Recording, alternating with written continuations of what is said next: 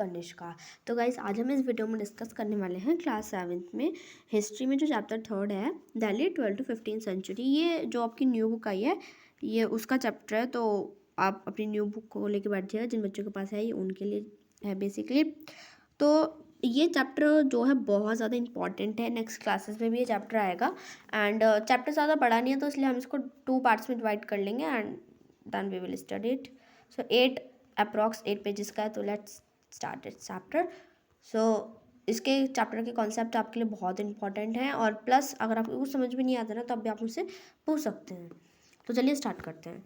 तो है in chapter 2, जो चैप्टर 2 था, we saw the regions like Kaveri delta become the centre of large kingdom. तो मतलब जो ये रीजन्स थे कावेरी डेल्टा वगैरह, ये सब बड़े बड़े जो है डायनेस्टीज़ के सेंटर बन गए थे।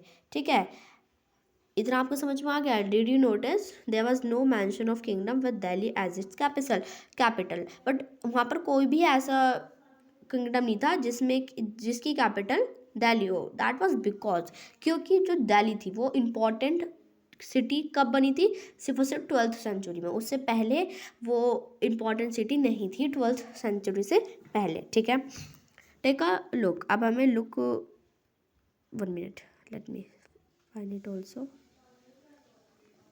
यस, तो हमें जो टेबल 1 है उसको देखना है। Delhi first become the capital of the kingdom under Tomara Rajput, who were defeated in the middle of 12th century by Chauhans, also referred as Sahamans। तो जो दिल्ली थी वो इम्पोर्टेंट जो है सिटी कब बनी थी, 12th सेंचुरी में। ठीक है, और ये फर्स्ट बार किसकी कैपिटल, मतलब फर्स्ट ऐसा कौन सा किंगडम था जिसकी कैपिटल थी दिल्ली। तो सबसे फर्स्ट जो किंगडम था जिसकी कैपिटल दिल्ली थी वो था क्या, टोमारा राजपूत का किंगडम। ठीक है, और जो कि 12th सेंचुरी के मिड में, 12th सेंचुरी के मिड में मतलब 11th है, ये इधर 12th है, तो 1150 में मीन्स इसका मिडल हो गया 12th सेंचुरी का। तो ये वो डिफीट कर दिया था इनको राजपूत को चौहान्स ने, जिसको चौहान्स भी कहते हैं, अजमेर के। ठीक है, it was under the Tomaras and Chauhans that Delhi become an important economical centre. तो जब दिल्ली एक इम्पॉर्टेंट इकोनॉमिकल सेंटर बना था तो वो किसके अंडर में था, टोमाराज और चौहान्स के अंडर में था। Many rich Jains merchants lived in the city and constructed several temples। और जो कुछ जो जैना मर्चेंट्स होते थे वो भी सिटीज़ में आके रहते थे और बड़े बड़े टेम्पल्स बनाते थे। Coins minted here called Dehliwal had a wide circulation. तो ये जो कॉइन्स होते थे ना, कॉइन्स इस तरह के होते हैं, इस तरह के कॉइन्स। ठीक है, इनको तब क्या कहा जाता था, दहलीवाल कहा जाता था। और इनकी जो बहुत ज़्यादा वाइड जो है सर्कुलेशन थी, बहुत दूर दूर तक मतलब फैले हुए थे। ठीक है, ये इम्पॉर्टेंट है। क्या कहते थे कॉइन्स को, ये क्वेश्चन आ सकता है, तो कहते थे Dehliwal. Then the transformation of Delhi into a capital that control vast areas of the subcontinent started. तो जब ये दिल्ली जो है एक नॉर्मल सिटी से किसी की कैपिटल में चेंज हुई तो इसने बहुत सारे एरिया को अपने अंडर में ले लिया था। ठीक है, क्योंकि मुगल्स वगैरह आ गए थे जो कि बहुत ज़्यादा पावरफुल थे। ठीक है, और उसके बाद क्या था, Take a look at table 1 again and identify the 5 dynasties that together made the Delhi सल्तनत। टेबल 1 को हमें देखना और बताना है ऐसी कौन सी 5 सल्तनत थी जिन्होंने मिलके जो दिल्ली थी इसको दिल्ली सल्तनत को बनाया था। हमें 5 ऐसी डायनेस्टीज बतानी है, तो वो हम देख लेंगे एक बार।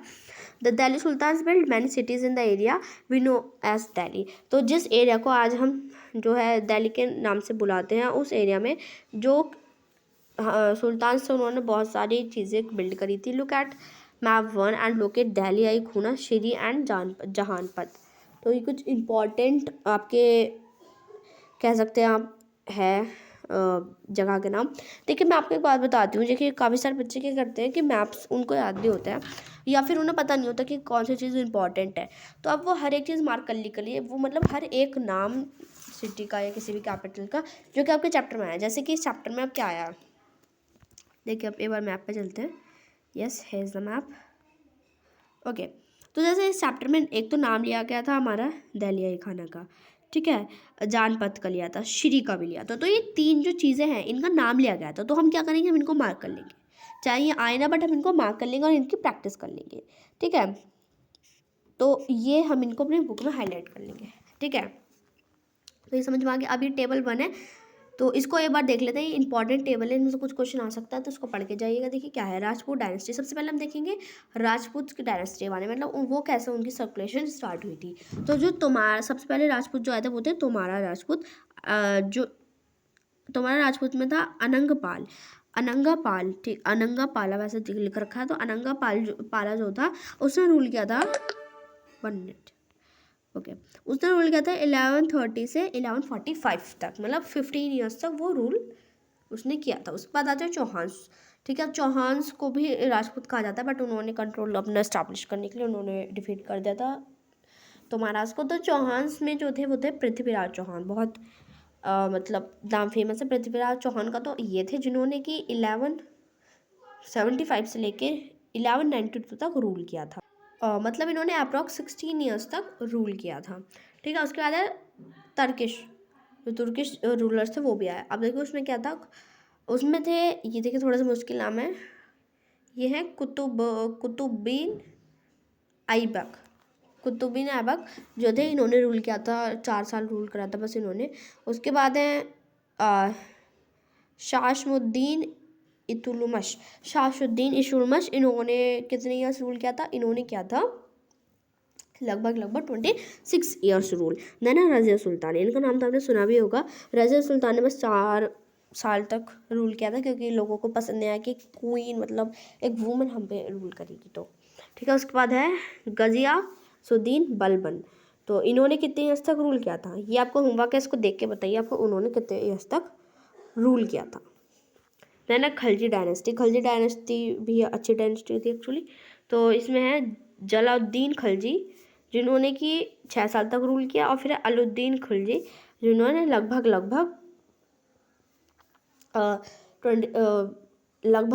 कह सकते हैं कि 20 या 24 तक रूल किया था, ठीक है। उसके बाद है तुगलक डायनेस्टी, जिसमें से जो एक गद्दून तुगलक थे, इन्होंने 4 साल तक रूल किया। और ये मोहम्मद तुगलक जो थे, इन्होंने काफ़ी समय तक रूल किया, लगभग 25-26 साल तक। उसके बाद फिरोज शाह तुगलक, इन्होंने बहुत ईयर तक रूल किया, लगभग 30 ईयर्स से ज़्यादा इन्होंने अपनी डायनेस्टी पर रूल किया था। उसके बाद है शाही डायनेस्टी, जिसमें थे खहीर खान, इन्होंने 14 से मतलब इन्होंने 7 साल रूल किया। उसके बाद है ये लोडी डायनेस्टी में, जिन्होंने थे बाहुलुल बोडी, जिन्होंने भी लगभग 30+ ईयर्स तक रूल किया था। देन नेक्स्ट टॉपिक जो आता है वो है अंडरस्टैंडिंग दिल्ली अंडर सुल्तान्स। अब जो दिल्ली थी वो सुल्तान्स के अंदर, उसमें क्या क्या हुआ था, क्या क्या नहीं हुआ था, वो सब हम यहाँ पर देखेंगे। तो हमें दिल्ली को समझना है सुल्तान्स के अंडर में। तो हिस्टोरियंस आर नॉन एज ताहरिक, तो ये इंपॉर्टेंट है कि हिस्टोरियंस को ताहरिक कहा जाता था, सिंगुलर। अगर कोई एक हिस्टोरियन से, मान लीजिए यहाँ पर बस एक historian, like here this is a person who is a historian. अभी क्या है, ये एक पर्सन तो एक है, तो इस पर्सन को हम क्या कहेंगे, इस पर्सन को हम कहेंगे तवारिख, ठीक है। बट मान लीजिए ये 1 मिनट, तो ये एक और जो है कह लीजिए आप, एक और हिस्टोरियन, ठीक है। तो ये 2 हो गए, तो अब इन दोनों के कहेंगे, इन दोनों कहेंगे हम तवारिख। एक तो तारिख, ठीक है, एक को तवारिख। अगर देखिए तारिख है मतलब एक हिस्टोरियन से, अगर तवारिख है तो प्लूरल है, पर्शियन का प्लूरल, पर्शियन लैंग्वेज में प्लूरल द लैंग्वेज। और जो दिल्ली सुल्तान थे ना, उनके अंडर मतलब लैंग्वेज कौन सी चलती थी उनके एडमिनिस्ट्रेशन में, तो एक क्वेश्चन आ सकता है कि बताइए कौन सी लैंग्वेज चलती थी, तो आंसर आएगा पर्शियन। कौन सी लैंग्वेज चलती थी, पर्शियन लैंग्वेज चलती थी। The authors of tawarikh were learn men, और जो ऑथर्स थे तवारिख के, ठीक है, जो तवारिख जो थे, जो ऑथर्स थे तवारिख के, वो लर्न मैन थे, ठीक है। Secretaries, administration, poets, courtiers, who both counted events, rulers, governors, impressing the importance of just rule। तो क्या होता था कि वो जो लर्न मैन थे तवारीख वगैरह में किंग्स के बारे में भी, जैसे प्रेस्टीज होती है तो सेम उसी तरह से होता था, उनमें भी लिखा जाता था जो है किंग के बारे में और उनके एडमिनिस्ट्रेशन के बारे में, या फिर वो क्या करते हैं उनके बारे में, या फिर क्या क्या इवेंट्स होते हैं, मतलब उसमें लिखा करते थे तवारीख में। उसके बाद यहाँ पर एक इम्पॉर्टेंट टॉपिक आता है, यहाँ पर इम्पॉर्टेंट टॉपिक है, तो ये टॉपिक है the circle of justice, justice का सर्कल। ये क्या है, देखिए, a king can not survive without soldiers. अब एक किंग है, अगर उसके पास सोल्जर्स नहीं और कोई उसके जो जो है किंगडम पे लड़ा, मतलब अगर हमला कर देगा, अटैक कर देगा, तो वो तो डिफेंस नहीं कर पाएगा, तो उसके लिए सोल्जर्स होने चाहिए। तो एक किंग बिना सोल्जर्स के जो है सर्वाइव नहीं कर सकता, and soldiers can not live without salaries. और देखिए मान लीजिए मैं आपको पूरा सिस्टम समझाती हूँ यहाँ पर। अभी किंग है, अब इसको सोल्जर्स चाहिए, ठीक है, ये हमारे सोल्जर्स हो गए। अब इन सोल्जर्स को अपनी सैलरी चाहिए, एक मिनट। तो ये जो सोल्जर्स हैं इनको अब चाहिए अपनी सैलरी, ठीक है, अब इन्हें सैलरी चाहिए क्योंकि किंग जो है सोल्जर्स के बिना सर्वाइव नहीं कर सकता, और ये जो क्या बोलते हैं सोल्जर्स हैं, ये सैलरीज के बिना जो है नहीं रह सकते, ठीक है। तो salaries come from the revenue collected from peasants, और ये जो सैलरी थी ये आती कहाँ से थी, तो जो वहाँ पर किसान वगैरह जो खेती वगैरह करते थे उनसे टैक्स लिया जाता था। But peasants can pay revenue only when they are prosperous and happy. अब देखिए अगर किंग को सोल्जर्स को मतलब सोल्जर्स चाहिए तो उसे सैलरी देनी पड़ेगी। सैलरी कहाँ से आएगी, जो फार्मर्स होंगे, पर फार्मर्स सैलरी तभी दे, मतलब जो टैक्स होगा वो तभी देंगे जब वो खुश होंगे किंग से, मतलब किंग जब उनके लिए सब कुछ करेगा जो वो चाहते हैं तभी वो जो है टैक्स देंगे, अदरवाइज वो नहीं देंगे। तो this happens when the Kings provide justice and honest governments. और ये कब पॉसिबल है, जब किंग के पास एक बहुत अच्छी गवर्नमेंट हो जो कि हमेशा ऑनेस्ट, बिल्कुल सच्चाई पे ही काम करे, ये तभी चीज़ें पॉसिबल है, अदरवाइज ये पॉसिबल नहीं है। Keep the following additional details in mind. ये कुछ इंपॉर्टेंट एडिशनल डिटेल्स हैं जिसको आपको अपने दिमाग में रख लेना है। मैं यहाँ पर इन्हें हाईलाइट भी कर देती हूँ यहाँ पर, ओके। तो ये देखिए ये आपको कुछ डिटेल्स अपने माइंड में रख लेनी है। कौन कौन से देखते हैं। The authors of tawarikh lived in the cities. अब जो ऑथर्स होते थे ना तवारिक के, वो क्या करते थे, सिटीज़ में रहते थे, जैसे कि दिल्ली हो गई, and hardly ever in the village, बहुत कभी कभी वो विलेज में जाते थे। They often write their historians for sultan they hope of rich reward. तो वो अपनी हिस्ट्री जो वगैरह वो लिखते थे तवारिक में, वो क्यों लिखते थे, उनको ऐसा लगता था कि मतलब ऐसा लगता नहीं था, ऐसा होता था क्यों, अगर वो किंग के बारे में लिखेंगे अच्छी अच्छी चीज़ें, मतलब बहुत उनको बढ़ा चढ़ा के बताएंगे, तो किंग खुश हो जाएगा और उनको रिवॉर्ड्स देगा, तो वो इस चक्कर में लिखते थे, ठीक है। These authors advise rulers on need to be preserve and ideal social order based on birth right and gender distinctions. और जो किंग था इनसे एडवाइसेस भी लेता था कि किस तरह से हमारा जो एडमिनिस्ट्रेशन है चलना चाहिए, मतलब इनको काफ़ी सारे फायदे होते थे, ठीक है। There ideas were not shared by everybody, और जो उनके आइडियाज़ थे ना वो सबको नहीं बताए जाते थे, ठीक है। देन इन 1236 सुल्तान इतुलुमिश डॉटर्स, तो जो इतुलुमिश डॉटर, अच्छा ये बताइए जो इतुलुमिश थे, मैंने भी बताया था, ये इतुलुमिश किस डायनेस्टीज के थे, ठीक है, इतुलुमिश। तो अगर आपको नहीं पता मैं बता देती हूँ, अर्ली तुर्कश जो रूलर्स थे उनके डायनेस्टी से थे, तुर्लिश के, ठीक है। तो उनकी जो बेटी थी रजिया सुल्तान, रजिया बिकम सुल्तान, इनको सुल्तान बना दिया गया। द क्रॉनिकल ऑफ एज मीनार Siraj recognize that she was more able and qualified all of her brothers, मतलब वो ना बहुत ज़्यादा अच्छी थी अपने भाइयों से, उसके भाई थे ना तो उन भाइयों से बहुत ज़्यादा अच्छी थी, मतलब बहुत ज़्यादा कैपेबल भी थी अच्छा करने की, बट क्योंकि वो कंफर्टेबल नहीं थे। जैसे कि एक आपने देखा क्रॉनिकल चैप्टर 1 में आपको बताया गया था क्रॉनिकल के बारे में, उनका नाम था मिनार सिराज। मिनार सिराज को ये तो पता था कि वो रजिया सुल्तान जो है अपने भाई वगैरह से बहुत ज़्यादा आगे हैं और क्वालिफाइड है, बट वो कंफर्टेबल नहीं थे क्योंकि एक उनको ऐसा लगता था कि क्वीन कैसे हमारी रूलर बन सकती है। Now noble happy attempts to rule independently, she was remove from the throne in 1240। तो अगर लोगों को ये चीज़ पसंद नहीं है और लोगों ने उनको कहा कि भैया आप मत कहो कुछ भी, हम नहीं ऐसे सर्वाइव करेंगे, और उन्होंने उन लोगों ने 1240 में रज़िया सुल्तान को हटा दिया। अब उसके बाद यहाँ पर कुछ चीज़ें दी गई हैं डिस्क्रिप्शन में, ये पढ़ेंगे हम, तो कुछ भी चीज़ छोड़ेंगे नहीं, हम सारी चीज़ें डिस्कस करते हुए चलेंगे, ठीक है। ये वाली साइड वाले बॉक्सेस भी कभी कभी बहुत इंपॉर्टेंट होते हैं, तो हम ये वाले भी पढ़ेंगे, ओके। तो सबसे पहले ये वाला पढ़ते हैं। इसमें क्या लिखा है, क्वेश्चन है एक, आप उसका आंसर मुझे देना कमेंट में। तो है, do you think the circle of justice is an appropriate term to describe the relationship between the king and his subject. तो क्या आपको लगता है ये जो सर्कल ऑफ जस्टिस के बारे में यहाँ पर आपको बताया गया, ये एक अप्रोप्रिएट टर्म था। अप्रोप्रिएट टर्म मतलब बिल्कुल सही टर्म था ये बताने के लिए रिलेशनशिप किंग के बीच में और उसके सब्जेक्ट्स के बीच में। तो आपको मुझे बताने क्या ये सही था, जितना आपको समझ में, आप अपनी अंडरस्टैंडिंग के ऊपर बता देना, ठीक है। देन नेक्स्ट देखते हैं बर्थ राइट। अब ये बर्थ राइट क्या होता है, ये अभी देखिए चैप्टर में आया था कि जो तवारीख के ऑथर्स होते थे उनको उनसे ये पूछा जाता था कि किस तरह से जो है हमें जो बर्थ राइट के बारे में भी उनसे एडवाइस ली जाती थी। तो बर्थ राइट होता क्या था, देखिए privilege claimed on accounts of birth. For example people believe that nobles inherited their rights to be govern because they are born in a certain families. तो मतलब यही होता है कि अगर कोई जितनी अच्छी फैमिली में बॉर्न करेगा, मतलब मान लीजिए कोई रिच फैमिली में बॉर्न हुआ है, तो उसको उतने ही अच्छे राइट्स प्रोवाइड करेंगे, उसको उतनी ही हाई पोजीशन पे रखा जाएगा। और जो जितनी नीचे फैमिली में बॉर्न करेगा उसे उतना ही नीचे रखा जाएगा। That's the case. ओके, अब देखिए जेंडर डिस्ट्रिक्शंस क्या होता है। जेंडर डिस्ट्रिक्शन जानना मतलब फीमेल और मेल, ठीक है। Social and biological differences between women and men. Usually these differences are used to argue that men are superior to women. तो क्या माना जाता था कि जो मैन है वो वुमेन से सुपीरियर है, मतलब बड़े हैं। तो I think that's not right. तो अब यहाँ पर राजा सुल्तान के बारे में दिया गया है, ठीक है, तो पढ़ लेते हैं। ये वाली इंपॉर्टेंट है, here it is important one out. So now let's read it out. Mirari's Raj thought that the queen's rule went against the ideal society order created by God. तो जो मिरारी सिराज थे क्रॉनिकल, उनको ऐसा लगता था कि अगर वो एक अगर क्वीन उनके ऊपर रूल करेगी तो जो भगवान के द्वारा जो रूल्स बनाए गए ना वो मतलब टूट जाएंगे।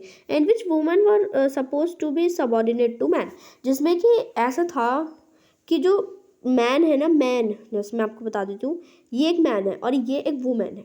ये वाली एक वुमेन है और ये वाली एक मैन है, ये वाला एक मैन है और ये वाली एक वुमेन है। तो जो वुमेन होगी वो हमेशा जो है मैन से सुपीरियर होंगी। मेरा आर्यस राज का ये मानना था। सॉरी, सुपीरियर नहीं होंगी, सबऑर्डिनेट होंगी, ठीक है। He therefore asked in the register of god creation, since her accounts did not fall under the column of man, she gained from the excellent her qualities. तो उन्होंने कहा कि भले उनके पास बहुत अच्छी अच्छी क्वालिटीज़ हैं, भले वो कितनी भी अच्छी है, बट एज अ वुमेन वो रूल हमारे ऊपर नहीं कर सकती। उनको ये ऐसा लगता था। On her inscription and coins Razia mentioned that she was a daughter of sultan Iltutmish. This was the construct of queen Rudra Mahadevi of Kakatiya dynasty of Warangal, part of modern Andhra Pradesh. तो जो राजा सुल्तान थे उनके फादर कौन थे, इतुलुमिश। उनकी मदर कौन थी, तो रुद्र महादेवी, जो कि कहाँ से थी, काकतीय डायनेस्टी वर्णमाल, जो कि प्रेजेंट मतलब मॉडर्न समय में आंध्र प्रदेश का ही पार्ट है। तो वो वहाँ की जो प्रिंसेस थी उनकी मदर थी रजिया की, ठीक है। तो Rudra Mahadevi change her name and description and prevented that she was a man. और तो जो रुद्र महादेवी थी ना, उन्होंने अपना नाम ही चेंज कर लिया और उन्होंने ये दिखाया कि वो एक वुमेन नहीं है, वो एक मैन है। अपने डिस्क्रिप्शन में उन्होंने ये मेंशन कराया था, ठीक है।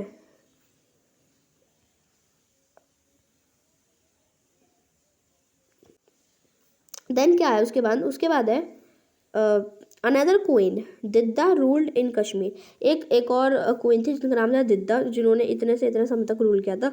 हर टाइटल इज़ इंटरेस्टिंग। उनका जो टाइटल है वो इंटरेस्टिंग है, ठीक है। इट कम्स फ्रॉम दीदी एंड एल्डर सिस्टर। आज के समय में जो हम दीदी बोलते हैं, दीदी कौन, जो हमसे बड़ी होती है, हम उनसे छोटे हैं वो हमसे बड़ी है, तो हम उनको क्या बोलेंगे, दीदी कंसिडर करेंगे, ठीक है। And obviously affinity terms and loved ruler by subjects. और जो उनकी इंस्क्रिप्शन है उनसे हमें पता चलता है कि वो बहुत अच्छी एक रूलर थी और बहुत ज़्यादा जो है लव्ड रूलर थी। तो अब क्या है, closer look administration under Khaljis and Tughlaqs. अब तुगलक और खलजीज के अंडर में जो एडमिनिस्ट्रेशन है वो कैसे होती थी हम वो देखेंगे, और क्या क्या इंपॉर्टेंट चीज़ें हैं वो भी देखेंगे। तो the consolidation of the kingdom as vast as Delhi Sultanate needed renewable governments and administration। तो अगर किसी भी डायनेस्टी को चलाना है तो सबसे पहले तो हमें सबसे अच्छे चीफ चाहिए, प्लस हमें बहुत अच्छे अच्छे लोग भी चाहिए जो कि हमारी एडमिनिस्ट्रेशन में सपोर्ट कर पाएँ, गवर्नेंस चल पाएँ, ठीक है। rather than appointing artisans and landed chieftains as governments, the early Delhi sultans especially Iltutmish favored their special slaves purchased for military service. तो कुछ रूलर्स क्या करते थे, वो ना आर्टिशियन जो मतलब आर्ट वगैरह करते थे उनको खरीद लेते। बट जो दिल्ली सल्तनत के रूलर थे वो इतने स्मार्ट थे कि उन्होंने इन सब चीज़ों के ऊपर पैसा ना इन्वेस्ट करके, उन्होंने पैसा जो उनके पास टैक्स आता था उन्होंने कहाँ इन्वेस्ट किया, मतलब उन्होंने बहुत अच्छे अच्छे गवर्नर्स को परचेज कर लिया, खरीद लिया, जिससे कि उनकी जो गवर्नमेंट है वो बहुत अच्छे से वर्क कर पाए। और उन गवर्नर्स को क्या कहता था, उनको कहा जाता था बंदागन। उनको क्या कहता था, बंदागन। इस नाम को याद रखना है कि जो स्लेव्स थे किसके अंडर में, दिल्ली सुल्तान के अंडर में, उनको कहा जाता था बंदागन, बंदागन कहा जाता था।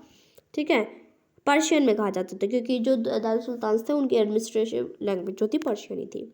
दे were carefully train to man some of the most important political officers, और उनको ना ट्रेन भी किया जाता था, ऐसा नहीं कि भैया रख लिया और बस हो गया, नहीं, उनको ट्रेन किया जाता था जिससे कि जो इंपॉर्टेंट पॉलिटिकल ऑफिसर्स अगर उनको बना दिया जाए एक समय पे तो वो उस सिचुएशन को भी हैंडल कर पाए, since they were totally dependent upon their master the Delhi sultan को trust and rely on them.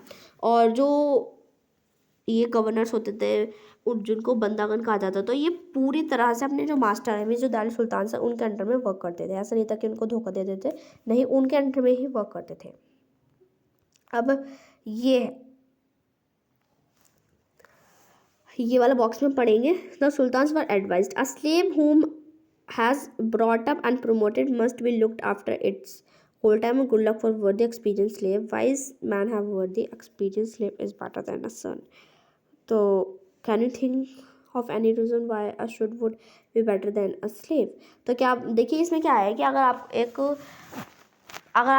आपको एक बेटा है, ठीक है, कंसिडर कर लेते हैं, ठीक है, जैसे मान लीजिए कोई भी एक पर्सन है, अब उसके पास एक बेटा, मतलब ये दिल्ली सल्तनत जो थी उसके जो सुल्तान थे उनका कहना था कि आप एक नौकर बन जाओ, आप एक स्लेव बन जाओ एक बेटे से। तो अच्छा, अब हमें बताना है कि क्यों ऐसा, मतलब क्यों ये बेटर है कि हम एक स्लेव बन जाए एक सन से अच्छा, एक बेटे से अच्छा। तो आपको ये मुझे बताना है क्यों ऐसा होता था। वैसे उसमें लिखा भी था, मैं बोल भी चुकी हूँ एक्चुअली, बट आपको बताना है। क्लाइंट, अब यहाँ पर एक टर्म है क्लाइंट, इसका क्या मतलब होता है, someone is under the protection of another a dependent hanger on. तो क्लाइंट क्या था, क्लाइंट का क्या मतलब होता था, मान लीजिए कोई किसी के ऊपर डिपेंडेंट है, जैसे कि मान लीजिए आप सभी लोग अपने टीचर के ऊपर डिपेंडेंट है, मतलब अगर आपको टीचर नहीं पढ़ाएगा तो आप नहीं पढ़ पाएंगे ना, तो आप सब क्या है अपने टीचर के ऊपर डिपेंडेंट है, तो आप क्या हो गए, उनके क्लाइंट हो गए। ठीक है, तो इसी तरह से दिल्ली सल्तनत में भी क्लाइंट्स होते थे, जो कि दिल्ली सल्तनत के अंदर जो भी लोग काम करते थे उनको वैसे बंदागन कहा जाता था और क्लाइंट भी उनसे कंसिडर किया जाता था। ठीक है, the Khaljis and Tughlaqs continued to use bandagan and also raise people of humble birth. और खलजीज और तुगलक्स थे ना, उन्होंने जो बंदागन थे उसका यूज़ करना स्टार्ट कर दिया, मतलब जो लोग उनके अंडर में काम करते थे उनके साथ ही काम करना स्टार्ट कर दिया। Who were often their clients, जिनको क्लाइंट्स भी कहा जाता था। To high political positions they were appointed as generals and governor. और अगर उनको मतलब कोई ऐसा होता है ना कि बहुत अच्छे से वर्क करता है, तो जो बहुत अच्छे से वर्क करता है उन्हें कभी कभी जर्नल्स भी बना दिया जाता था और गवर्नर्स भी बना दिया जाता था। However this also introduced an element of political instability, और इसको एक एलिमेंट भी माना गया किसका, पॉलिटिकल इंस्टेबिलिटी का। Slaves and clients were loyal to their master, और जो स्लेव वगैरह थे और क्लाइंट वगैरह ये अपने मास्टर के प्रति बहुत ज़्यादा लॉयल थे।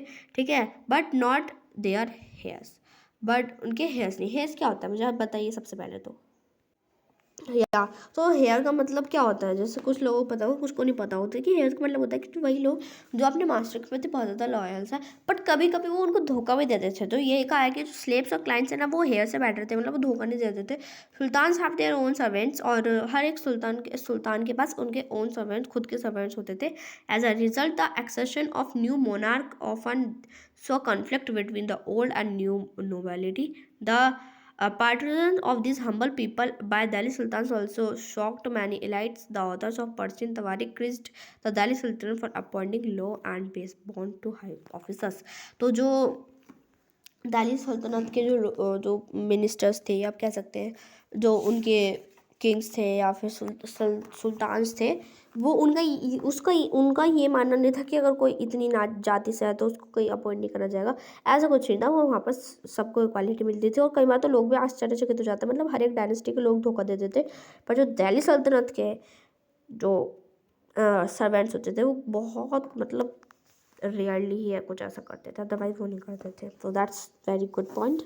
नाउ क्या है, like the earlier sultans the Khalji and Tughlaq monarchs appointed military commanders and governors of territories of various sizes.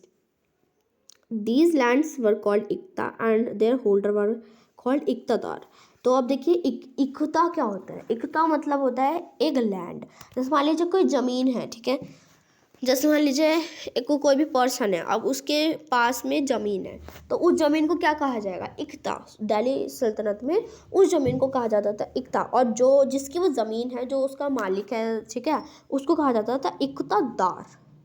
इक्तादार means उस पर्टिकुलर लैंड का मास्टर, ठीक है, उसको कहा जाता था इक्तादार। और मुक्ति भी कहा जाता था। The duty of muqti was laid to military commanders and maintain law and order in their iqtas.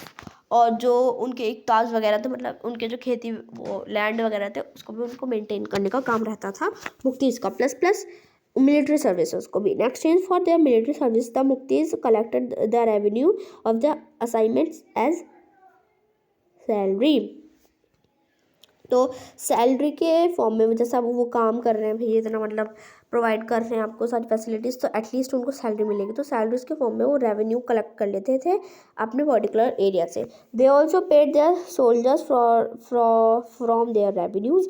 और कभी कभी तो उनको सोल्जर्स भी दे दिए जाते थे उनके खुद के, क्योंकि वो भैया रेवेन्यू वगैरह कलेक्ट कर रहे हैं और अपने इक्ता वगैरह भी प्रोवाइड कर रहे हैं, तो इसलिए इम्पॉर्टेंट था, ठीक है। Control over muqtis was not effective if the office was not inheritable and if they were assigned iqtas for a short time before being shifted. तो ये लोग क्यों धोखा नहीं देते थे? क्यों? सबसे पहले तो उनको ट्रेनिंग दी जाती थी। फर्स्ट पॉइंट तो ये होगा कि उनको ट्रेनिंग दी जाती थी, ठीक है। फर्स्ट पॉइंट तो ये हो गया हमारा कि उनको ट्रेनिंग दी जाती थी। सेकंड पॉइंट क्या है कि उनको शिफ्ट किया जाता था एक जगह से एक जगह। शिफ्ट करने से क्या होता था? चलिए मुझे बताइए, शिफ्ट करने से क्या होता था? मैं बताती हूँ। देखिए, मान लीजिए यहाँ पर एक इक्ता इधर है, एक इक्तादार इधर मतलब वर्क कर रहा है, एक इक्तादार इधर वर्क कर रहा है, ठीक है। तो ये दो एरिया है, ठीक है। These are two particular areas we have seen. So यहाँ पर एक ये वाला जो पर्सन है, ये वाला, ये इक्तादार, ये इधर रूल कर रहा है। अब इसके दिमाग में आया, ठीक है, इसके अब दिमाग में आया कि अब मैं अटैक करूँगा किंग पे और ये पूरा टेरिटरी अपने अंडर पे ले लूँगा। अभी तो ये किंग की है, बस यहाँ पर रूल ही तो कर रहा है, पर टेरिटरी तो किंग की है। तो उसने क्या सोचा, मैं ऐसा करता हूँ, ये वाली अपने अंडर में ले लेता हूँ और अटैक कर देता हूँ यहाँ पर। बट ऐसा करने से ही पहले इनको इस वाले एरिया में शिफ्ट कर दिया जाता था। उन्हें अपने एरिया को तो पता है कि कौन सा कहाँ से रास्ता जा रहा है, पर इस वाले एरिया का नहीं पता ना, इधर कौन सा कहाँ से रास्ता जा रहा है। तो इनको ना शॉर्ट टाइम में, मतलब एक जगह से दूसरी जगह शिफ्ट कर दिया जाता था, क्योंकि इन्हें तो बस अपने एरिया का पता है, इन्हें दूसरे के एरिया का नहीं पता होता ना कि इधर क्या सा कहाँ से कहीं रास्ता है। तो इसलिए उनको शिफ्ट कर दिया जाता था और वो इस तरह से भी मतलब क्या करते थे, अटैक नहीं करते थे। These harsh conditions of service were recognized imposed during the reigns of Alauddin Khilji and Mohammad Tughlaq.